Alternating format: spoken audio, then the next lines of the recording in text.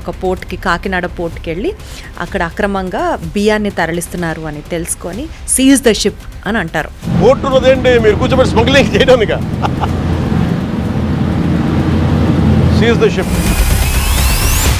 Reality ఎలా ఉంటుందంటే, ఇప్పుడు నేను ఆయిల్ ట్యాంకర్లో ఎక్కువ వర్క్ చేస్తాను కదా, మా షిప్పింగ్లో ఎలా జరుగుతుంది ఇల్లీగల్ యాక్టివిటీస్.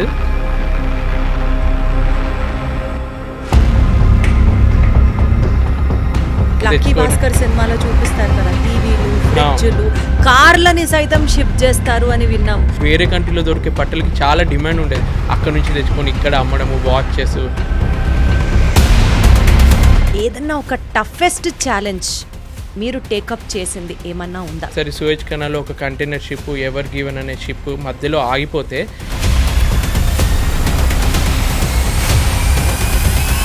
ఒకవేళ ఆ రోజు మీ టీం అంతా కలిసి ఆ పని చేసి ఉండకపోతే కాన్సిక్వెన్సెస్ ఎలా ఉండేవి? 3 లక్షల టన్నుల ఆయిల్ని క్యారీ చేసే షిప్, వాళ్ళకి ఒక్క నిమిషంకి కూడా ఒక రేట్ అనేది ఉంటుంది. టైటానిక్ సినిమాలో చూపించినటువంటి న్యాచురల్ కెలామిటీ అంత బీభత్సం, ఒక రాక్కి వెళ్ళి షిప్ గుద్దుకోవడం. మొన్న సింగపూర్లో ఒక ఫైర్ యాక్సిడెంట్ జరిగింది. ఏంటంటే ఒక షిప్ యాంకర్లో ఉంది, ఇంకో షిప్ వచ్చి దాన్ని గుద్దింది అనమాట. 2 ఆయిల్ ట్యాంకర్లే. ఆయిల్ అంటే ఎంత డేంజరో మీకు తెలుసు. ఏదో ఒక సముద్రంలో ఆయిల్ ట్యాంకర్స్ స్పిల్ అయ్యి అక్కడికక్కడ మంటలు వచ్చేసి మొత్తం చాలామంది, అంటే మెరైన్ అట్మాస్ఫియర్ని మొత్తం నాశనం చేసి ఒక్క చుక్క ఆయిల్ కూడా బయట పడొద్దు అన్న ఒక లా తీసుకొచ్చారు. మన చేతుల్లో ఉండదు కదా, ఒక్క చుక్క ఆయిల్ కూడా పడొద్దు అంటే. అది ఒక ప్లాస్టిక్ ముక్క కానీ, వుడెన్ బ్లాక్స్ కానీ ఏవి సముద్రంలో మేము వేయొద్దు. పొరపాటున వేసిన శాటిలైట్ తోటి వాళ్ళకి ఇమేజ్ వెళ్తే షిప్ని కూడా సీజ్ చేస్తారు. ఈ కెరియర్ని మీరు ఎంచుకున్నప్పుడు ఎప్పుడైనా సరే were there any point of doubt, ఇది నాకు కరెక్టా? నాకన్నా జూనియర్ మా మదర్ చనిపోయిన తర్వాత విత్ ఇన్ 1 వీక్లో ఫాదర్ కూడా చనిపోతే తను షిప్ దిగలేక షిప్లో ఉంటే, సో అప్పుడు మనకు అనిపిస్తుంది కదా. ఇలా నిజంగా ఏదైనా మెడికల్ ఎమర్జెన్సీ మన ఫ్యామిలీకి వచ్చింది అనుకోండి, అప్పుడు అడిగితే పంపిస్తారా షిప్ నుంచి? షిప్ పాకిస్తాన్లో ఉంది, ఇండియన్స్కి ఎలవ్ లేదు దింపడానికి.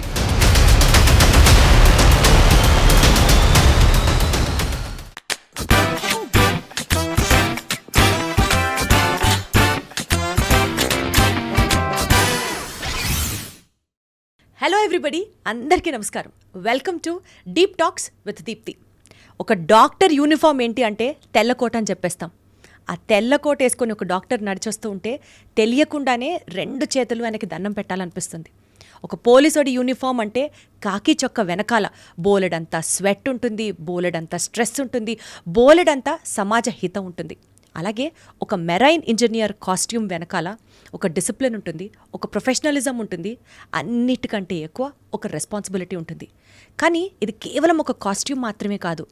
ఆ షిప్లో వెళ్తున్న వాళ్ళ మెషిన్స్కి సంబంధించి మానవ ప్రాణాల దాకా సేఫ్టీ, ఎఫికసీ అండ్ అన్నిటికంటే ఎక్కువ ఎన్నో లైవ్స్ని ట్రాన్స్పోర్ట్ చేస్తున్నాము అన్న ఒక బీభత్సమైన బరువుతో కూడిన బాధ్యత ఉంటుంది.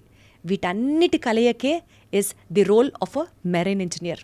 ఈరోజు మన పాడ్కాస్ట్ షోలో we have a special guest for the show today, and he's none other than marine ఇంజనీర్గా మర్చెంట్ నేవీకి సంబంధించి మేము ఇంట్రడ్యూస్ చేయాలా, ఒక పాపులర్ యూట్యూబర్ అని చెప్పాలో తెలియదు, కానీ మొత్తానికి మన మనిషి అనుకునేటువంటి రాజశేఖర్ గారు మనతో ఉన్నారు. Hello Rajasekhar garu. Hello, thanks for the best introduction.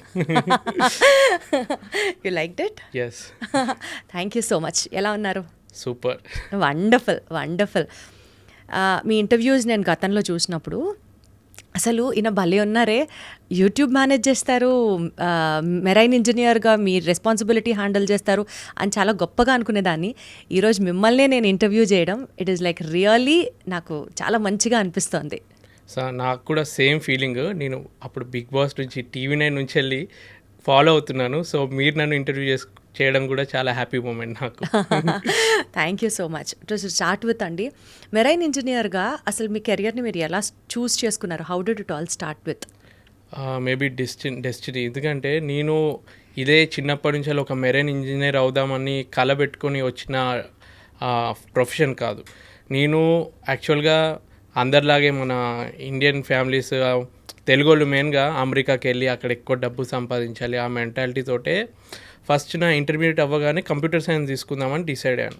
కాకపోతే నాకు మంచి ర్యాంక్ వచ్చింది, కానీ మంచి కాలేజ్, టాప్ కాలేజ్లో సీట్ రావాలంటే మెకానికల్ ఇంజనీరింగే సీట్ ఉందన్నమాట. సో కంప్యూటర్ సైన్స్ దొరకలేదు. సో మెకానికల్ ఇంజనీరింగ్ మంచి కాలేజ్ అని చెప్పి శ్రీనిధి కాలేజ్లో జాయిన్ అయ్యాను. ఆ టైంకి జాయిన్ అయిన తర్వాత ఇక నేను చదివిన 4 ఏళ్ళు మెకానికల్కి సంబంధించినదే జాబ్ చేస్తే బాగుంటుంది కదా అని ఒక థాట్ వచ్చింది నాకు. మళ్ళీ కంప్యూటర్కి ఎందుకు షిఫ్ట్ అవ్వాలి, అసలు mother of all engineering mechanical engineering అంటే ఒకప్పుడు దానికి ఇంత ప్రిఫరెన్స్ ఉండేదన్నమాట. సో దీనికి రిలేటెడ్గా నాకు ఏదైతే బాగుంటుందో అని సెర్చ్ చేస్తున్నప్పుడు షిప్పింగ్ కార్పొరేషన్ ఆఫ్ ఇండియా వల్ల ఇంటర్వ్యూ ఒకటి ఇట్లా మామూలుగా మనం గవర్నమెంట్ జాబ్స్కి అప్లై చేసినప్పుడు ఎలా అప్లై చేస్తామో ర్యాండమ్గా అప్లై చేశాను. అప్లై చేసి నేను మిస్టేక్ ఏం చేశానంటే మొత్తం ఫామ్ అప్లై చేసి పంపించాను. సడన్గా కాల్ వచ్చింది 1 వీక్ తర్వాత. మా మదర్ ఎత్తారు, హిందీలో మాట్లాడారు అనమాట. మా మదర్కి హిందీ రాదు, కాకపోతే ఏదో ఒకటి మేనేజ్ చేసి కమ్యూనికేషన్ చేసింది. వాళ్ళు ఏం చెప్పారంటే మీ అబ్బాయి ఏదైతే పంపాడో అప్లికేషన్ ఫామ్ అందులో తన పేరు రాయడం మర్చిపోయాడు, ఆయన పేరు చెప్పండి, అప్పుడు అతనికి మేము హాల్ టికెట్ పంపుతామని అన్నారు. సో అప్పుడు మా అమ్మ హిందీ అర్థం కాకపోయినా ఏదో ఒకటి చెప్పి నా పేరు చెప్పి అక్కడ నేమ్ రాపిచ్చింది అనమాట. రాసిన తర్వాత వాళ్ళు నాకు ఎగ్జామ్కి పిలిచి అప్పుడు ఆల్ ఇండియా 2nd ర్యాంక్ వచ్చిందనమాట నాకు. సో అక్కడ నుంచి వెళ్ళి అక్కడ ఇంటర్వ్యూ అటెండ్ అవుతున్నప్పుడు నాకు తెలిసింది ఇలా షిప్లో 6 నెలలు ఉండాల్సి వస్తుంది అని చెప్పి. సో అప్పటి వరకు నా థాట్ ఎలా ఉండేదంటే ఏదో పోర్ట్లో ఒక 6 మంత్స్ వర్క్ చేస్తాము, మళ్ళీ ల్యాండ్లోనే ఉంటుంది కదా పోర్టు, ఏం భయం ఉండదు అన్న ఒక ఫీలింగ్ తోటి ఉన్నాను. కానీ ఆ ఇంటర్వ్యూలో వాళ్ళు అన్నారు 6 మంత్స్ అలా సముద్రం మధ్యలో ఉండాల్సి వస్తుంది మీరు అన్నప్పుడు నాకు అప్పుడు లైట్ వెలిగిందనమాట. ఓహో, అంటే నేను ల్యాండ్ మీద ఉండను, ఇలా పెద్ద షిప్లలో వెళ్ళి సముద్రంలో సేల్ చేయాలని అప్పుడు నాకు తెలిసింది. ఆయన అక్కడ కొంచెం స్మార్ట్గా యాక్ట్ చేసి నాకు ఆల్రెడీ తెలుసు అన్న అబద్ధం ఆడేసి ఇంటర్వ్యూలో సెలెక్ట్ అయ్యాను. సో అప్పటి నుంచి మొదలైందనమాట నా జర్నీ. అంటే తెలియకుండా ఊబిలో పడ్డారు అన్నట్టే అలా ఒక్కసారి ఆ సముద్రం వాటర్ ఒక్కసారి టేస్ట్ చేస్తే అది వదలదు అంటారు, మా షిప్పింగ్ ఫీల్డ్లో అంటారు అనమాట. ఒక్కసారి నువ్వు షిప్ ఎక్కితే దాన్ని మళ్ళీ నువ్వు ఎంత వదులుకోవాలనుకున్నా వదలవు, అందులోనే ఉండిపోవాల్సి వస్తుంది. సో స్టార్టింగ్ అనుకున్నాను 3 years చేస్తే చాలు అని, ఇప్పుడు ఆల్మోస్ట్ 14 years అయింది జర్నీ. సో ఇప్పటి వరకు మీ జర్నీ ఎలా ఉందండి? అప్స్ ఉన్నాయి, డౌన్స్ ఉన్నాయి. బట్ నేను ఒకటి బాగా నమ్ముతాను, మనిషి 1 గంట హ్యాపీగా ఉండాలి అంటే వాళ్ళకి నచ్చిన వాళ్ళతో టైం స్పెండ్ చేయొచ్చు. ఒక రోజు బాగుండాలంటే పాత ఫ్రెండ్స్ని కలవచ్చు. ఒక వారం మంచిగా ఉండాలంటే ఒక టూర్కి వెళ్ళి హ్యాపీగా స్పెండ్ చేయొచ్చు. నెల బాగుండాలంటే పెళ్లి చేసుకోవచ్చు. ఓన్లీ 1 month వరకు హ్యాపీగా ఉండగలం. కాకపోతే లైఫ్ లాంగ్ మనం హ్యాపీగా ఉండాలి అంటే మనకి నచ్చిన పని, ఒక యూనిక్ పని, అందరూ గుర్తించే పని, మనకి సాటిస్ఫాక్షన్ ఇచ్చే పని చేసే వాళ్ళు ఉంటారు చూడు, వాళ్ళు లైఫ్ లాంగ్ హ్యాపీగా ఉంటారు. సో ఒక విధంగా చెప్పాలంటే అటువంటి ఒక యూనిక్ ప్రొఫెషన్ నాకు దేవుడు కల్పించాడు. ఎవరికి దొరకని ఒక అవకాశం ఇచ్చినందుకు I feel very happy. So and so as Rajasekhar గారు చాలా హ్యాపీగా ఉన్నారు అని అయితే నేను అర్థం చేసుకుంటున్నాను. బికాజ్ మీకు నచ్చిన పని, యునీక్ పని, మీరు చెప్పిన అన్ని క్వాలిఫికేషన్స్తో కూడిన పని మీరు చేస్తున్నారు కాబట్టి. ఎస్, ఓకే, మీరు హ్యాపీగా ఉన్నారు. I can understand that and sense your in your eyes as well. అయితే సముద్రంలో మీ జాబ్, ఓకే, మీరు సముద్రంలో ఉన్నప్పుడు, మీరు మీ జాబ్లో ఉన్నప్పుడు ఏదన్నా ఒక టఫెస్ట్ ఛాలెంజ్ మీరు టేకప్ చేసింది ఏమన్నా ఉందా? మీరు చూసింది అంటే డెఫినెట్లీ 1-2 కాదు, యూ మస్ట్ హ్యావ్ ఈ 14 years జర్నీలో definitely you must have encountered many toughest challenges. నిజంగా ఈ ప్రొఫెషన్ ఇంత టఫ్ ఉంటుందా, ఇంత ఛాలెంజింగ్ ఉంటుందా అని మేము అర్థం చేసుకోవడానికి అడుగుతున్నాం మిమ్మల్ని ప్రశ్న. ఇప్పుడు టఫెస్ట్ ఛాలెంజ్ అంటే 2 విధాలుగా ఆన్సర్ చేయొచ్చు. ఒకటి మొత్తం ప్రొఫెషన్కి రిలేటెడ్, ఇంకొకటి అందులో పనిచేస్తున్న మనుషుల సైకాలజీని బట్టి, అంటే వాళ్ళు పర్సనల్గా ఏదైనా ప్రాబ్లంలో ఉన్నప్పుడు ఆ సొల్యూషన్ ఫైండ్ అవుట్ చేయడం. ఈ 2 విషయాల్లో ఫస్ట్ది ప్రొఫెషనల్గా ఏంటంటే షిప్ ఒక కంజెస్టెడ్ ఇంపార్టెంట్ ప్లేస్లో వెళ్తుంది. షిప్కి ఇంపార్టెంట్ అంటే నియరెస్ట్ పోర్ట్ దగ్గరికి వెళ్ళినప్పుడు కానీ, సూయేజ్ కెనాల్ క్రాస్ చేస్తున్నప్పుడు కానీ చాలా జాగ్రత్తగా ఉండాలి. ఒకవేళ మీకు తెలిసే ఉండొచ్చు, ఒకసారి సూయేజ్ కెనాల్లో ఒక కంటైనర్ షిప్ ఎవర్ గివెన్ అనే షిప్ మధ్యలో ఆగిపోతే ఆల్మోస్ట్ ట్రాఫిక్ జామ్ అయినట్టు ఆగి ప్రపంచంలో ఆల్మోస్ట్ ట్రేడ్ అంతా నిలిచిపోయిందనమాట. సో అటువంటి కొన్ని ఇంపార్టెంట్ పోర్ట్స్లో సడన్గా షిప్లో ఉన్న ఇంజన్కి ఏదైనా ప్రాబ్లం వస్తే అది అప్పటికప్పుడు సాల్వ్ చేయాలి. అలాంటి ఒక సిచ్యువేషన్ ఒక పోర్ట్కి రీచ్ అవుతున్నప్పుడు పక్కన కొన్ని షిప్పులు ఉన్నాయన్నమాట. సో అటువంటి సిచ్యువేషన్లో ఏంటంటే షిప్ ఇంజన్కి ప్రాబ్లం వచ్చిందంటే అది ఆగిపోతుంది షిప్. అది మొత్తము ఆ వాటర్ అలలకి ఒక ప్లేస్లో ఉండదు, అటు ఇటు వెళ్తూ ఉంటుంది. పక్కనున్న షిప్ గుద్దుకునే ఛాన్స్ ఉంటుంది, లేదంటే దగ్గరలో ల్యాండ్ ఉంటే అక్కడ గ్రౌండింగ్ అయ్యే ప్రమాదం ఉంటుంది అనమాట. సో అటువంటి సిచ్యువేషన్ ఒకసారి వచ్చినప్పుడు, సో షిప్లో మా ఇంజన్ డిపార్ట్మెంట్లో ఒక 10 మంది ఉంటామనుకోండి, 10 మందితోటి 3 గంటలు ప్రాబ్లం క్లియర్ చేయొచ్చు. అప్పుడు 3 hours కూడా లేదు, విత్ ఇన్ 1 hourలో ఆ ప్రాబ్లమ్ని సాల్వ్ చేయాల్సి వచ్చింది. అంటే ఇంజన్లో మెయింటెనెన్స్ చేయాల్సి వచ్చింది, ఒక బ్రేక్ డౌన్ వచ్చింది. సో అప్పుడు ఏం చేసామంటే మాది ఇంజన్ డిపార్ట్మెంట్, సో షిప్లో డెక్ డిపార్ట్మెంట్ అని కూడా ఉంటుంది. సో 10+ వాళ్ళు ఒక 11 మెంబర్స్ వాళ్ళ హెల్ప్ కూడా తీసుకొని చీఫ్ కుక్ ఇంకా జిఎస్ అని ఇంకొకరు ఇద్దరు ఉంటారనమాట, అంటే ఫుడ్ డిపార్ట్మెంట్ వాళ్ళు, వాళ్ళ హెల్ప్ కూడా తీసుకొని అందరు మీరు రావాల్సిందే ఎమర్జెన్సీ సిచ్యువేషన్ అని చెప్పి ఆ టైంలో ఆ ప్రాబ్లమ్ని మేము ఒక టీం వర్క్ లాగా సాల్వ్ చేసి షిప్ని 1 అవర్లో రెడీ చేసాము. అటువంటి సిచ్యువేషన్స్ ఒక టీం వర్క్ తోటి మనం తొందరగా చేయొచ్చు అని ప్రాక్టికల్గా తెలుసుకున్నాను. అంటే నేను ఒక్కనే గొప్ప చేశాను అనట్లేదు, మా టీం మొత్తం కష్టపడి. ఒకవేళ ఆ రోజు మీ టీం అంతా కలిసి ఆ పని చేసుంటకపోతే కాన్సిక్వెన్సెస్ ఎలా ఉండేవి? చాలా పెద్ద కాన్సిక్వెన్సెస్ ఉంటాయి. అంటే ఒకవేళ వెళ్ళలేకపోయింది అనుకో, షిప్ నడవలేదు అనుకో, అది మెల్లమెల్లగా డ్రిఫ్టింగ్ అయ్యి పక్కనున్న ల్యాండ్కి కింద మట్టిలో అది ఇరుక్కుపోతే గ్రౌండింగ్ అని అంటారు అనమాట. అది ఇరుక్కుపోతే మళ్ళీ దాన్ని లాగడం కష్టం, అక్కడే ఉండిపోతుంది. మళ్ళీ పెద్ద పెద్ద టగ్గులు తీసుకొచ్చి అది ఆగిపోతే వెనకాల ఉన్న షిప్పులు కానీ అటు నుంచి వచ్చే షిప్పులు కానీ డైవర్ట్ అవ్వడం కష్టం అవుతుంది. అటువంటి కొన్ని ఉంటాయన్నమాట. ఇంకా కమర్షియల్ లాస్ కూడా ఎక్కువ ఉంటుంది. ఒక షిప్లో ఇప్పుడు నేను వర్క్ చేసే ఆయిల్ ట్యాంకర్ VLCC అని అంటారు, 3 లక్షల టన్నుల ఆయిల్, 1 టన్ అంటేనే 1000 కేజీలు ఉంటుంది. అటువంటిది 3 లక్షల టన్నుల ఆయిల్ని క్యారీ చేసే షిప్ వాళ్ళకి ఒక్క నిమిషంకి కూడా ఒక రేట్ అనేది ఉంటుంది. ఒక్క రోజుకి ఒక $80,000 రెంట్ కడతారు వాళ్ళు షిప్కి. ఒక గంట ఆగిపోయినా కానీ వాళ్ళకి హెవీ లాసే కదా, వీళ్ళు అనుకున్న టైంకి అది రీచ్ అవ్వాలి. సో మా మెయిన్ పని ఏముంటుందంటే ఆ గూడ్స్ ఏదైతే మేము ట్రాన్స్పోర్ట్ చేస్తున్నామో ఈ పోర్ట్ నుంచి ఆ పోర్ట్కి అనుకున్న టైంకి రీచ్ అయ్యేలాగా, సేఫ్గా రీచ్ అయ్యేలాగా చేయడం అనమాట. సో అది అంటే ప్రొఫెషనల్గా వైజ్గా నేను తీసుకుంటే వన్ ఆఫ్ ది ఛాలెంజెస్. ఇలాంటి ప్రతి ఒక్క మెరైన్ ఇంజనీర్ షిప్లో వర్క్ చేస్తున్న వాళ్ళు ఫేస్ చేసే ఉంటారు. బట్ ఆ టైంకి చాలా టఫ్ అనిపిస్తుంది. 100%. అయితే ఇలాంటి సిచ్యువేషన్స్లోని ఒక మెరైన్ ఇంజనీర్గా ఒక షిప్లో మీరు ఉన్నప్పుడు మీరు తీసుకున్న ఒక అద్భుతమైన డెసిషన్ వల్ల, ఒక టైమ్లీ, ఒక ఇన్స్టంటేనియస్ డెసిషన్ వల్ల షిప్ సేఫ్టీ ఎన్ష్యూర్ అయ్యి చాలామంది ప్రాణాలు నిలిచాయి, అదొక సాటిస్ఫాక్షన్ ఉంటుంది చూసారా. డెఫినెట్లీ ఈ డెసిషన్ నేను ఈ టైంకి తీసుకొని ఉండకపోతే షిప్ కొలాప్స్ అయిపోయేది అన్న సందర్భం మీ కెరియర్లో మీకు ఏమైనా ఎదురైందా? అంటే all the pride, all the efforts goes to you అన్నట్టు టైమ్లీ డెసిషన్ బై రాజశేఖర్ తీసుకున్నారా? అట్లాంటి సందర్భం ఏమైనా వచ్చిందా? స్పెషల్గా నేననే కాదు, యాక్చువల్గా ఇటువంటి మేజర్ డెసిషన్స్ అన్ని షిప్లో క్యాప్టెన్ తీసుకుంటారనమాట. సో క్యాప్టెన్ అయినా కానీ he is the head of the ship, మొత్తం కంట్రోల్ తన మీద ఉంటుంది. కాకపోతే తను మా మీద డిపెండ్ ఎప్పుడు అవుతారంటే టెక్నికల్గా ఇంజన్కి సంబంధించి, మిషనరీకి సంబంధించి తను హ్యాండిల్ చేయలేడు. ఏదున్నా కానీ ప్రాబ్లం ఇది, ఇప్పుడు ఒక షిప్ ఉంది, యాంకర్లో ఉంది, కాకపోతే ఒకేసారి సైక్లోన్ వచ్చింది, అక్కడ నుంచి వెళ్ళి దాన్ని యాంకర్ని ఎత్తి వెంటనే ఇంకో ప్లేస్కి వెళ్ళాలి. లేదంటే ఆ సిచ్యువేషన్ అవుట్ ఆఫ్ కంట్రోల్ అయిపోయి పొల్యూషన్ అయ్యే ఛాన్స్ ఉండొచ్చు, ఏదైనా అయ్యే ఛాన్స్ ఉండొచ్చు అని కెప్టెన్ వెంటనే సడన్గా ప్రకృతిలో ఏం జరుగుతుందో మనకు తెలియదు, సైక్లోన్ వస్తుంది అంటే అతను డైరెక్ట్ మాకు చెప్తాడు. సో ఆ టైంకి మేము మెషినరీని తొందరగా రెడీ చేయడము, ఇటువంటి చిన్న చిన్న ఛాలెంజెస్. ఒకసారి ఏం జరిగిందంటే ఇప్పుడు మీకు తెలిసే ఉంటుంది, కొన్ని దేశాలలో పేద దేశం నుంచి వెళ్ళి దగ్గరలో ఉన్న వేరే దేశానికి వెళ్ళడానికి వలసకి చాలామంది వెళ్తారు. అలాంటి సిచ్యువేషన్లో ఒకసారి మా షిప్ ఒక ఎమర్జెన్సీ కాల్ వచ్చింది. వాళ్ళు ఏమన్నారంటే మా షిప్లో అరౌండ్ మేము 200 మెంబర్స్ ఉన్నాము, మా దగ్గర ఉన్న ఫుడ్ అయిపోయింది, మీరు ఫుడ్ ఇవ్వలేకపోతే మా ప్రాణాలు కూడా ఛాన్స్ ఉన్నాయి, ఆల్రెడీ 1 వీక్ నుంచి ఏం తినలేదు అని ఒక ఎమర్జెన్సీ మెసేజ్ వచ్చింది.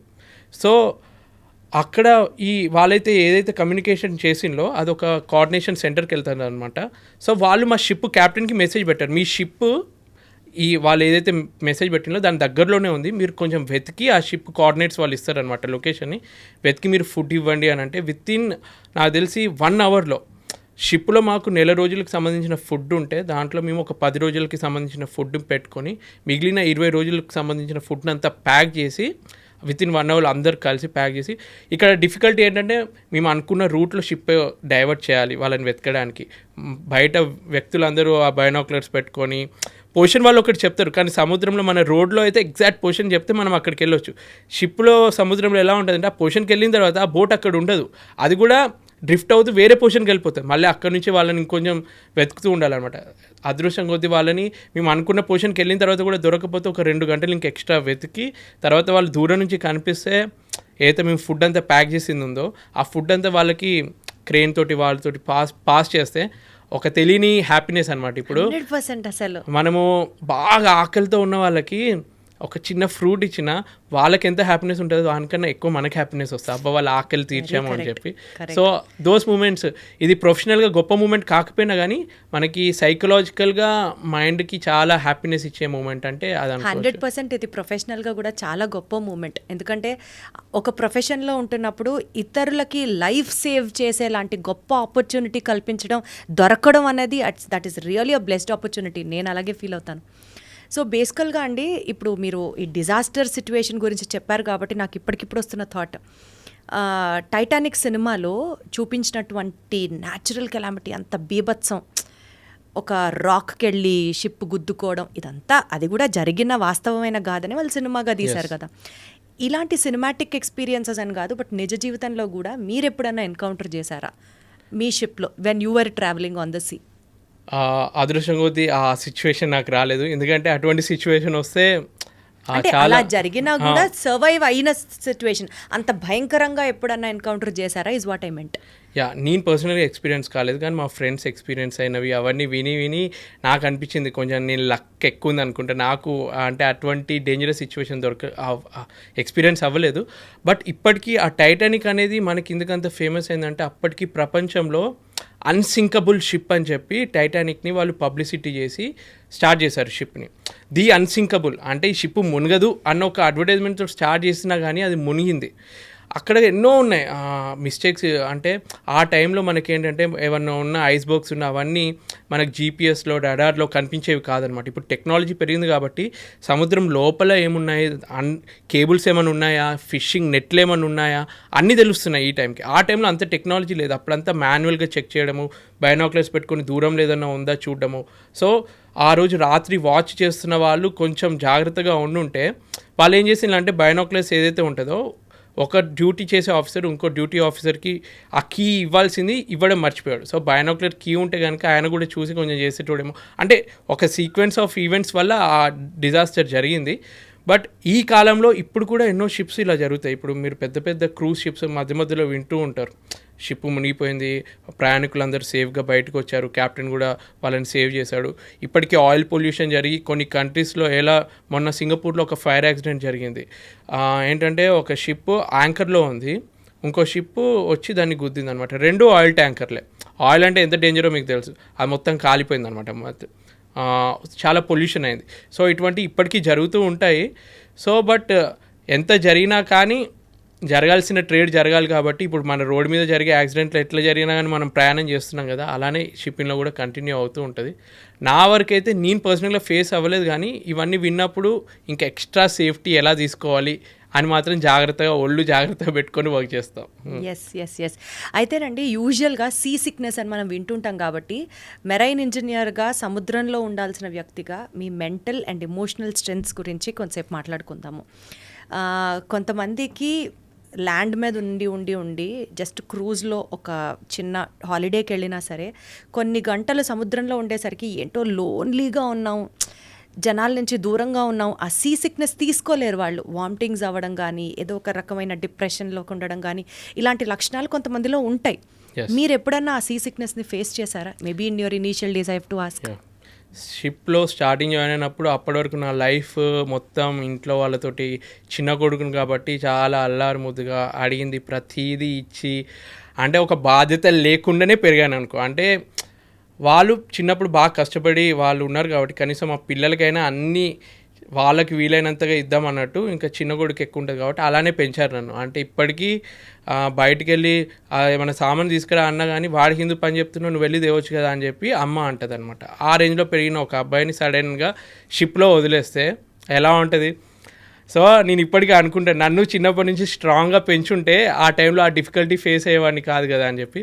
సో స్టార్టింగ్లో షిప్ జాయిన్ అయినప్పుడు మెంటల్గా, ఫిజికల్గా చాలా ఆ సిక్నెస్ అనేది ఉంటుంది. ఫస్ట్ సైకలాజికల్గా ఇంటికి దూరంగా ఉన్న, మన వాళ్ళకి దూరంగా ఉన్న, ఫ్రెండ్స్కి దూరంగా ఉన్న ఐసోలేషన్ అని ఒకటి ఫామ్ అవుతుంది.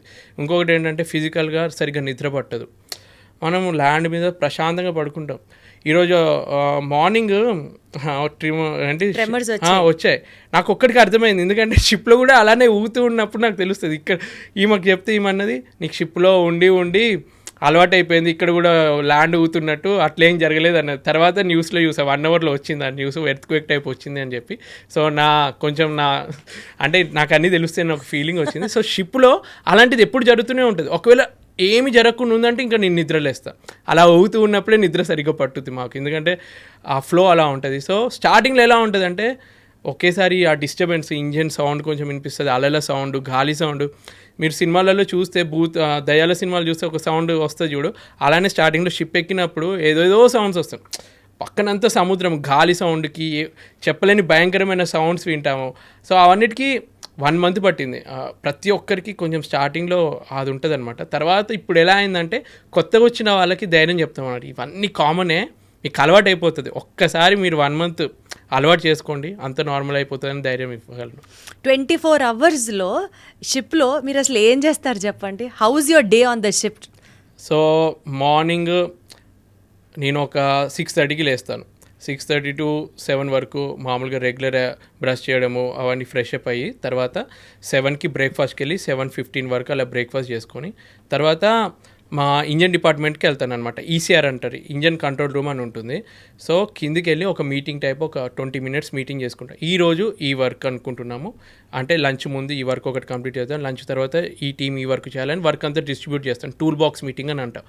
ఆ వర్క్ మధ్యలో బ్రేక్ టైం కూడా ఇస్తామన్నమాట. ఎందుకంటే ఎంతసేపు మనం 3 hours వర్క్ చేయలేం కదా, మధ్యలో బ్రేక్ ఉంటేనే వాళ్ళు హ్యాపీగా ఉంటారు. కాబట్టి వాళ్ళకి బ్రేక్ ఇచ్చి మధ్యలో ఆ బ్రేక్ అయిపోతే 5 o'clockకి 5:30కి వర్క్ అయిపోతుంది. నేను చెప్పేది ఇంజన్ డిపార్ట్మెంట్ గురించి, నా వర్క్ నేను చేసేది. సో నేను సెకండ్ ఇంజనీర్ అంటారు నన్ను. నా షిప్కి ఎలా అంటే చీఫ్ ఇంజనీర్, మా ఇంజన్ డిపార్ట్మెంట్కి chief engineer first, second engineer. ఈ సెకండ్ ఇంజనీర్కి చీఫ్ ఇంజనీర్ ఈరోజు నాకు ఈ వర్క్ కావాలి, ఇవి అయిపోవాలి అని అంటాడు. సో నేను ఆ వర్క్ ఆయన చెప్పిన దాన్ని బట్టి ఇంకా నాకు తెలిసిన వర్క్ ఏదైనా ఇంపార్టెంట్ ఉంటే అవన్నీ నేను కింద వాళ్ళకి డిస్ట్రిబ్యూట్ చేసి వాళ్ళకి హెల్ప్ కావాలన్నప్పుడు సూపర్వైజ్ చేయడం నా వర్క్ అనమాట. సో అలా చేసి 5:30కి వర్క్ అయిపోయింది అనుకో. తర్వాత ఏంటంటే ఒకవేళ ఆ షిప్లో అట్మాస్ఫియర్ బాగుండి బయట క్లైమేట్ బాగుంది అంటే క్రికెట్ ఆడడానికి వెళ్ళడము, లేదంటే టేబుల్ టెన్నిస్ ఆడడము, అలా ఒక 1/2 hour అలా టైం స్పెండ్ చేసి తర్వాత డిన్నర్ చేస్తాం. మధ్యలో 12 to 1 లంచ్ అయిపోయింది. ఇప్పుడు ఏదైతే మేము 5 to 6 క్రికెట్ కానీ ఏదైనా గేమ్ ఆడిన తర్వాత డిన్నర్ చేసేస్తాం. డిన్నర్ అయిపోయిన తర్వాత డిన్నర్ అంటే నిజం చెప్పాలంటే యాక్చువల్గా మనం ఫాలో అవ్వాల్సిన డిన్నరే అది. మార్నింగ్ 7 to 7:30 మా breakfast, 12 to 12:30 lunch, 6 to 6:30 dinner. అదంతా నాకు అలవాటు. ఇంటికి వచ్చిన తర్వాత వీళ్ళు ఆ ఫుడ్ పెట్టకపోయేసరికి మొత్తం నాకు చిరాకు వేస్తూ ఉంటుంది, వీళ్ళు ఇంకా పెట్టట్లేదని చెప్పి. సో అలా 6:30కి వరకు డిన్నర్ అయిపోయిన తర్వాత నేనేం చేస్తానంటే మ్యాక్సిమం ఒక్కడిని ఉండడానికి ఇష్టపడను. ఆల్రెడీ షిప్లో ఏదో లోన్లీ ఫీలింగ్ ఉంటుంది. సో నాకు ఒక గ్యాంగ్ని ఫామ్ చేసుకుంటాను. ఒక లిమిటెడ్ ఉన్నా కానీ 3-4 members పక్కా నాకు గ్యాంగ్ ఉండాలన్నమాట. నా జూనియర్స్ని నా ఫ్రెండ్ అయిపోతాడు. అండ్ అంతసేపు కొంచెం ఓవర్ యాక్షన్ చేసి నేను వర్క్ ఇది ఇచ్చినా కానీ 6:30 తర్వాత ఫ్రెండ్స్ లాగా మేము కలిసి మూవీ చూడడము, లేదంటే సిరీస్ చూడడము, లేదంటే వీడియో గేమ్ ఆడడము, టేబుల్ టెన్నిస్, ఇంకా అలాంటిది ఏదో ఒకటి యాక్టివిటీ చేస్తాము. ఇంకా నాకు అప్పుడప్పుడు యూట్యూబ్ వీడియోస్కి ఎడిట్ చేసుకోవడము, నాకు 1 hour మినిమం డైలీ పెట్టుకుంటాను. ఆ 1 hourలో వీడియో ఏదో ఒకటి షూట్ చేసుకోవడము, ఎడిట్ చేసుకోవడము. ఈమెకి అది చాలా లో క్వాలిటీలో దాన్ని కన్వర్ట్ చేసుకొని మళ్ళీ మా వైఫ్కి పంపితే తను ఏదో అడ్జస్ట్మెంట్ చేసి హై క్వాలిటీకి తెచ్చి పోస్ట్ చేయడం, అలా అన్న రొటీన్ ఇలా జరుగుద్ది. నాకు మెయిన్గా నచ్చే పాయింట్ ఏంటంటే డిన్నర్ తర్వాత 2-3 hours నేను స్పెండ్ చేస్తాను చూడు, వాళ్ళతో కూర్చొని టీవీ చూడడము, సిరీస్ చూడడము, అందులోనే మొత్తం ఎనర్జీ లెవెల్స్ పెరుగుతాయి అనమాట, రిఫ్రెష్ అయిపోతాం మేము. కరెక్ట్ చాలా అవసరం కూడా. బేసికల్గా అండి బిగ్ బాస్ హౌస్కి వెళ్తే టైము, సెల్ ఫోను, న్యూస్ పేపర్లు ఇవేమీ ఉండవు. సముద్రంలోకి వెళ్తే ప్రపంచంలో ఏం జరుగుతోంది అన్న అంశాలు అన్నిట్లోంచి కట్ ఆఫ్ అయిపోయినట్లు ఉంటుందా, లేకపోతే even you guys keep updating your self, ఇవి వార్తలు, ఇవి జరుగుతోంది, అట్లా మీకు కూడా ఇన్ఫర్మేషన్ తెలుస్తుందా? ఇప్పుడు మీకు ఒక 100% ఇన్ఫర్మేషన్ తెలుస్తే మాకు 10% తెలుస్తుంది. ఎందుకంటే తెలుస్తుంది కానీ మాకు అంతా ఉండదన్నమాట. ఇప్పుడు ఎక్కడ వెళ్ళినా కానీ మీకు కనిపించే మేము ఎంతోమంది కొత్త వ్యక్తులు కలుస్తూ ఉంటారు, వాళ్ళు కొత్త విషయాలు చెప్తారు మీకు, లేదంటే న్యూస్ పేపర్లో తెలుస్తూ ఉంటాయి కొత్త విషయాలు. మాకు ఎలా ఉంటుందంటే లిమిటెడ్ ఉంటుంది. ఏదో 1 MBలో న్యూస్ అంతా కవర్ చేస్తే ఒకటి ఇస్తారు, అది చదవడానికి కూడా అప్పుడప్పుడు మాకు టైం దొరకదు వర్క్ షెడ్యూల్ వల్ల. మాట్లాడే కొంచెం టైం ఉంటే ఇంట్లో వాళ్ళతోటే మాట్లాడతాం. ఇంట్లో వాళ్ళు అరే ఇక్కడ ఇది జరిగిందంటే అని వరల్డ్లో జరిగే విషయాలు ఏం చెప్పరు. ఇంట్లో జరిగే అత్తగూడల విషయాలు, లేదంటే వాళ్ళతో పాప చేసే అల్లరి విషయాలు అవి వాటితోటి టైం అయిపోతుంది. సో ప్రపంచం గురించి మాకు అంత పట్టింపు ఉండదు. అప్డేట్ అవ్వలేరు అయితే మ్యాక్సిమం అవ్వను. జస్ట్ ఈ సోషల్ మీడియాలో ఉన్నాను, ట్రెండింగ్ టాపిక్స్ ఏంటో తెలుసుకుందాం అని చెప్పి అప్పుడు వైఫ్ని అడిగి కొంచెం చెప్పమ్మా ఏం నడుతుంది ఇది అంటే, ఆమె కూడా చిరాగ్గా నాతో మాట్లాడవు కానీ నీకు ఎంతసేపు యూట్యూబ్ దాని గురించే ఇన్ఫర్మేషన్ కావాలంటావు అని చెప్పి ఏదో కొంచెం ఇన్ఫర్మేషన్ ఇస్తుంది. అసలు ఎట్లా రాజశేఖర్ గారు ఈ ప్రొఫెషన్లో ఉంటూ యూట్యూబ్ని కూడా బ్యాలెన్స్ చేయాలని మీకు ఎట్లా వచ్చింది థాట్ అసలు? అంటే నాకు చిన్నప్పటి నుంచి వెళ్ళి అదొక తెలియని ఎగ్జైట్మెంట్ అనమాట. అంటే స్కూల్లో ఉన్నప్పుడే ఫస్ట్ షో సినిమాలకు వెళ్ళి మా స్కూల్ ఫ్రెండ్స్ అందరికీ రివ్యూలు చెప్పడము. మా అన్నయ్యకి ఏంటంటే డ్యాన్స్ బాగొచ్చు అని తను ఎప్పుడూ ముందే ఉండి అన్ని స్టేజ్లో పర్ఫార్మెన్స్కి తను తీసుకెళ్ళేది. నాకు అంత ప్రిఫరెన్స్ ఇచ్చేటోళ్ళు కాదు. సో అప్పటి నుంచి అది ఏదో ఇన్ఫీరియారిటీ కాంప్లెక్స్ అంటారు కదా, నాకు టాలెంట్ లేదనుకుంటున్నారా మీరు, నన్ను ఎందుకు ఇంపార్టెన్స్ ఇవ్వట్లేదు, నేను రుజువు చేయాలి అని చెప్పి వచ్చిన థాట్. అదృష్టం కొద్దీ ప్రతి ఒక్కరికి ఒక్కరే నాకు ఇంట్రెస్ట్ ఉంటే నేను ఒక్కనే చేయాల్సి వస్తుంది కదా. నాకేంటంటే నా ఇంట్రెస్ట్ తోటి నా వైఫ్ని, మా మదర్ని, ఇప్పుడు మా అత్తయ్య మామయ్యల్ని, అదితి వాళ్ళ చెల్లెన్ని, వాళ్ళ హస్బెండ్ని ప్రతి ఒక్కరిని ఇన్వాల్వ్ చేసి వాళ్ళ ఇంట్లో ఇట్లా పక్కన ఉంటే ఏదైనా ఐడియా వస్తే వాళ్ళతో కూడా వీడియో చేసి పెడతాను అనమాట. సో ఫ్యామిలీ యూట్యూబ్ చేసేస్తున్నారు అయితే అసలు. Good very happy for you.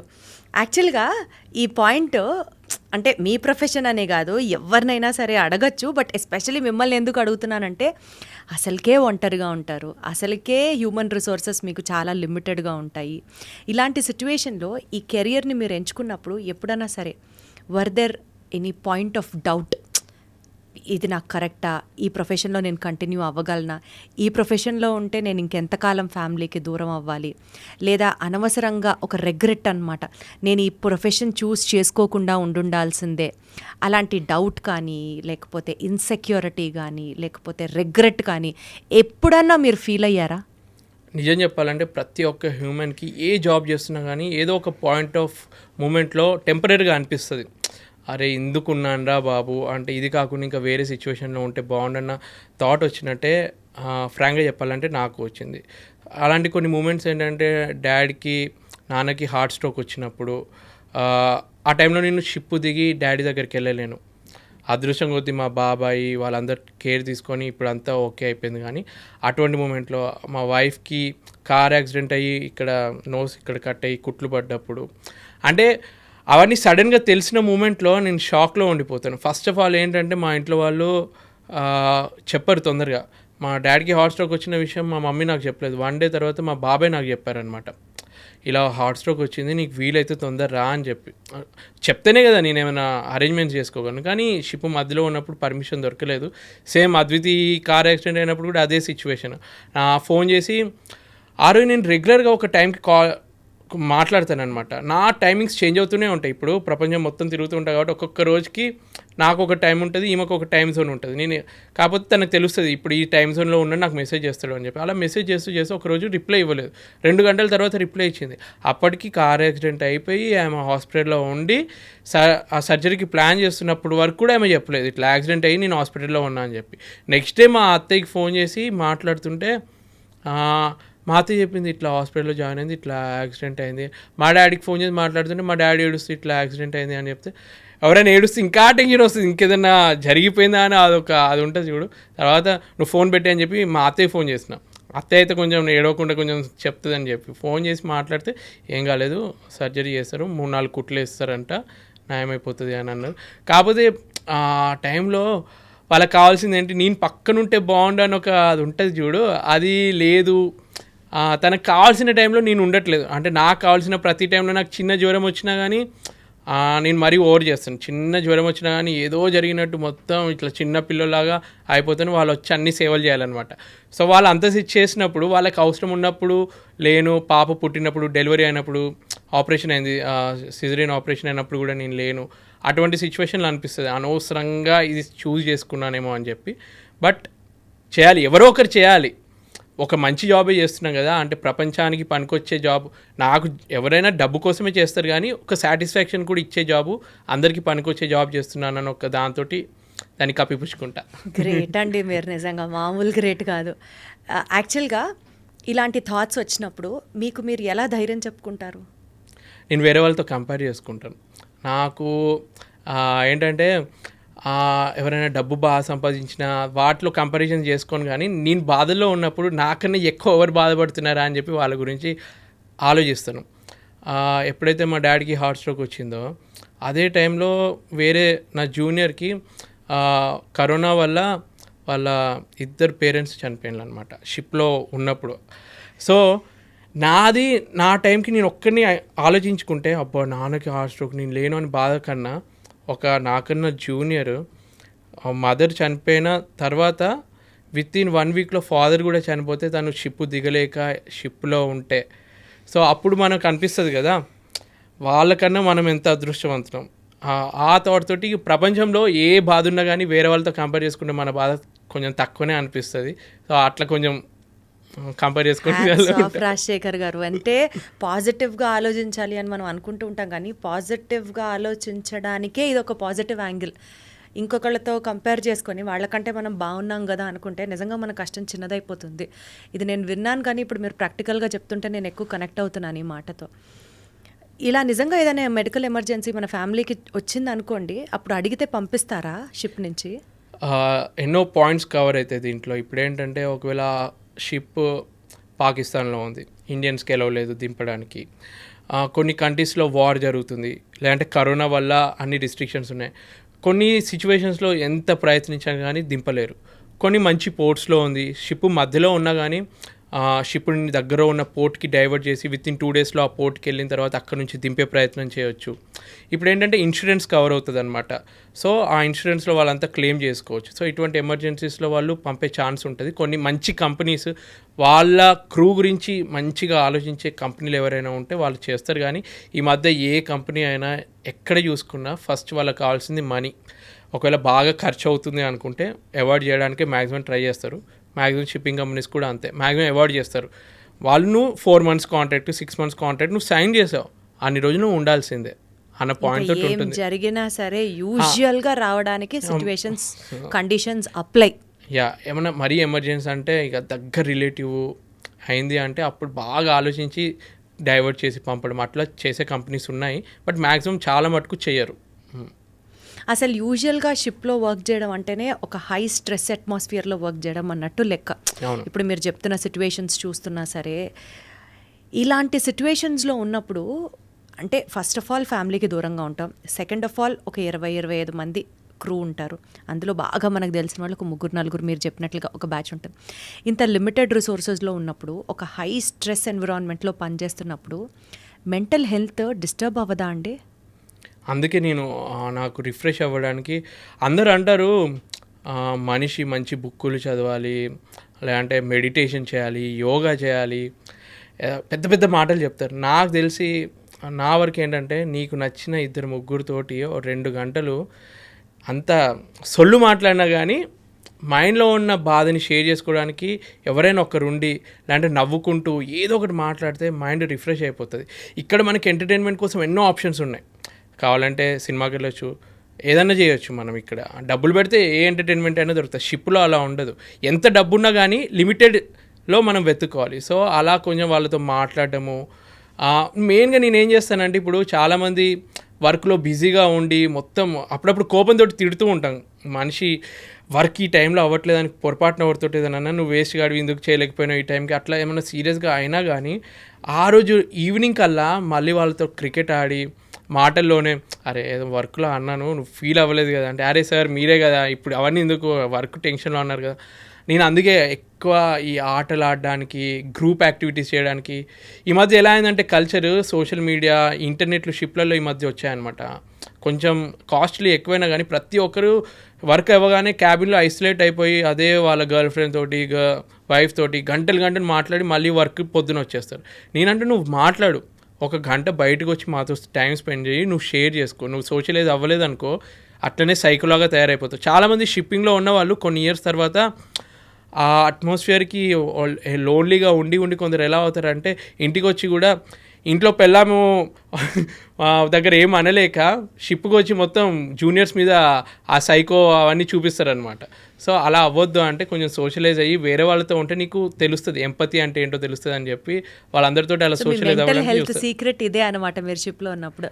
నేను మ్యాక్సిమం కోప్పడ్డను, పొరపాటున మనిషికి ఎప్పుడో ఒకసారి కోపం వచ్చి ఏదో నడిచినా కానీ ఆ రోజు కవర్ చేస్తాను. ఎందుకంటే నేను జూనియర్గా ఉన్నప్పుడు నాకు ఒక సీనియర్ చాలా ఫ్రెండ్లీగా హెల్ప్ చేస్తూ ఉండేది. ఒకరోజు పొరపాటున ఏదో అంటే వర్క్లోనే ఏదో తిట్టాడు, ఇది కూడా తెలియదారా నీకు అన్నట్టు ఏదో అనగానే ఆ రోజు ఒక 1 hour ఏదో బయటికి వెళ్ళినట్టు వెళ్ళి ఏడ్చిన, నన్ను అంటాడా సార్ అని ఆ ఫీలింగ్ అయిపోయింది అనమాట.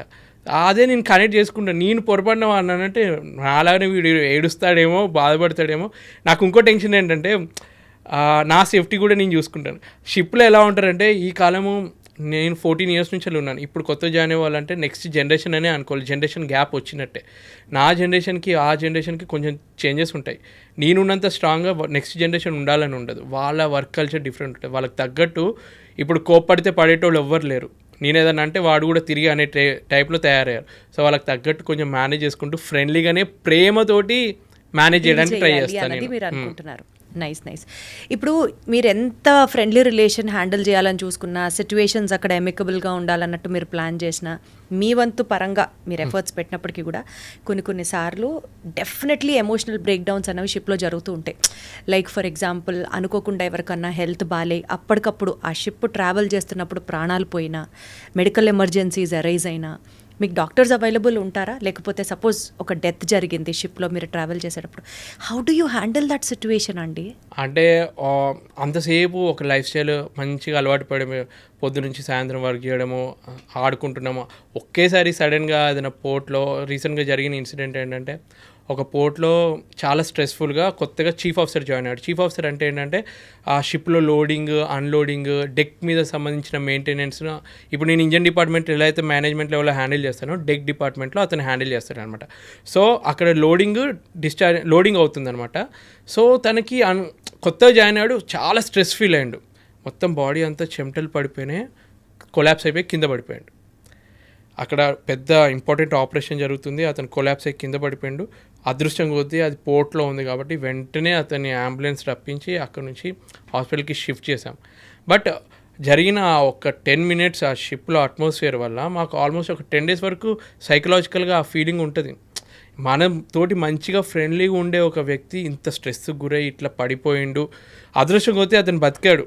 అది పోర్ట్లో ఉండి ఆ టైంకి అతను హాస్పిటల్కి వెళ్ళిండు కాబట్టి పొరపాటున అది కరెక్ట్ టైంకి లేకపోతే మనిషి ఎంతోమంది ప్రాణాలు ఈ స్ట్రెస్ఫుల్ అట్మాస్ఫియర్ ఎలా ఉంటుందంటే మనం ఎంత హెల్తీగా ఉన్నా కానీ ఇప్పుడు జిమ్ చేసేటోళ్ళు కూడా అప్పుడప్పుడు కొలాప్స్ అవుతూ ఉంటారు. సో మెంటల్ హెల్త్ అనేది చాలా ఇంపార్టెంట్ నా దృష్టిలో. ఇప్పుడు యంగ్స్టర్స్ కూడా ఎట్లా ఒక 23-24 years వాళ్ళు కూడా హార్ట్ స్ట్రోక్ తోటి వచ్చి చనిపోతున్న వాళ్ళు ఉన్నారు.